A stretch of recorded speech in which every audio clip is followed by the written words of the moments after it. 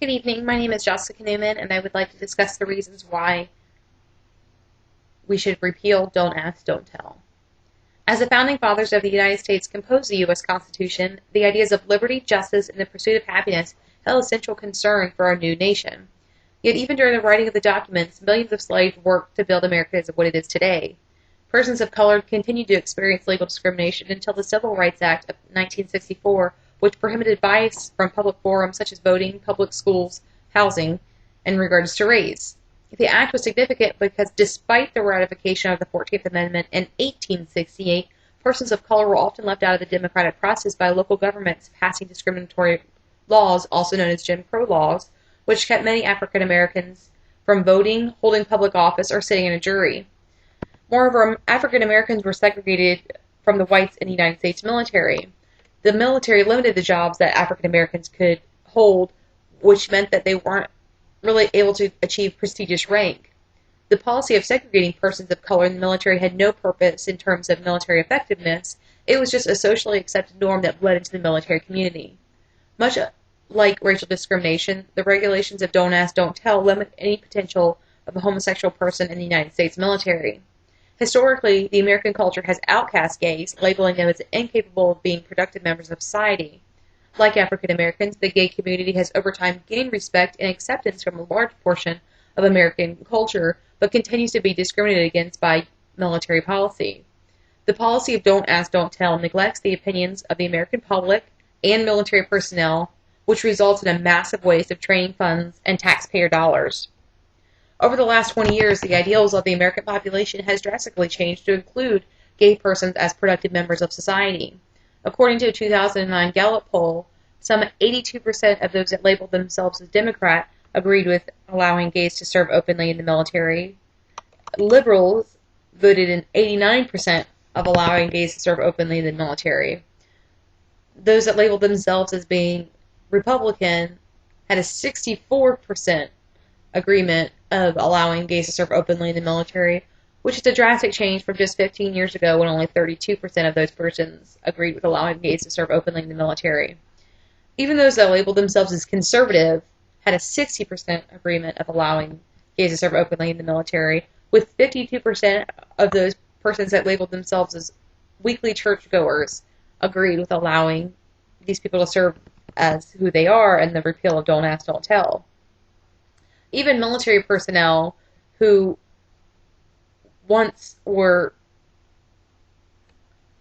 opposed to the induction of Don't Ask, Don't Tell for fear of repercussions of allowing gays in the military might cause, now yearn for the policy to be repealed as it discriminates valued service members. Defense Secretary Robert Gates and Joint Chairman Mike Mullen received orders from President Barack Obama to form a committee to lift the ban of Don't Ask, Don't Tell, an issue which he addressed in his 2010 State of the Union address. Both Mullins and Gates have publicly voiced their opinions that the policy should be repealed. Mike Mullen held that it comes down to integrity, theirs as individuals and ours as an institution, according to Murphy of Time magazine. Nonetheless, a strong position of lifting Don't Ask, Don't Tell exists. Senator John McCain, a high-ranking Republican on the panel convened to address the controversy of the policy, remarked that Don't Ask, Don't Tell is an imperfect but effective policy. However, on the other side of the notion is General Colin Powell remarks that in almost 17 years since Don't Ask, Don't Tell legislation was passed, attitudes and circumstances have changed, and I fully support the new approach, according to Stone of the Wall Street Journal. General Powell goes further on to address the comments made by Senator McCain by asking the question, I want to ask the senator and members who are speaking out against this repeal, what do you know about military effectiveness that the commander-in-chief doesn't know? The entire military community doesn't agree on the notion of lifting the ban of Don't Ask, Don't Tell, but those that are placed in positions of administration at the very least acknowledge the significance of the issue at hand.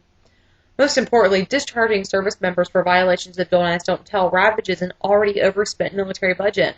As of 2009, more than 12,500 gay and lesbian service personnel have been dishonorably discharged from the military under Don't Ask, Don't Tell, more than 200 persons being kicked out since President Obama took office. The great consequence of the number of homosexuals discharged is that gay service members tend to receive more training than their heterosexual counterparts costing the U.S. government $360 million to train those who were later discharged just for being gay, according to Annie Baker, author of U.S. Military, Not Just Another Career. Even more startling is that from 1998 to 2004, when the United States was engaged in a war with the Middle East, 55 Arabic and Farsi linguists were separated from the U.S. military involuntarily because of their sexuality. The risk of not having the personnel with training that is vital for success during a time of war surely outweighs the minimal cost that may be incurred by the service member's sexual orientation. In fact, 23 countries already allow gays to serve openly in their military. The list that includes Great Britain, Israel, Australia, and Canada.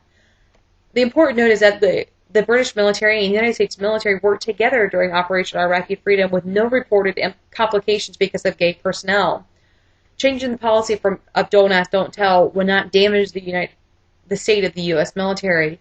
According to the Lieutenant General Gregory S. Newbold, the Vice President at the Potomac Institute, the Iraq War demonstrates the morale and cohesion of our forces is simply not affected by the presence of openly gay soldiers, and the ban has never been able to produce any evidence that allowing gay men and lesbians to serve openly and honorably would harm the effectiveness of our military. Ultimately, it led researchers at the Center of the Study for Sexual Minorities in the military to conclude that lifting the ban has no significant impact on combat capabilities. The price of discharging otherwise qualified, trained personnel is far too high to benefit the American population as a whole, especially as the U.S. military enters into a new era of terrorism where the enemy is not always a specific group of people. Every strength we have must be utilized in order to guarantee success. If the United States continues to discharge servicemen and women simply for their sexual orientation, it will be the U.S. as a whole that will ultimately lose. The cost of training these highly qualified persons is alone reason enough to abandon don't ask, don't tell. But paramount to the economics of discharging gays and lesbians from the military, by not allowing the gay community to serve in the nation's military, it is the military that loses the countless benefits that this population would bring. Like the racial discrimination of African American service personnel once experienced, homosexual members of the military have fought an endless, often silent battle. The Pledge of Allegiance promises that citizens of the United States be indivisible with liberty and justice for all, regardless of race, age, gender, religion, and hopefully soon, sexual orientation. Thank you.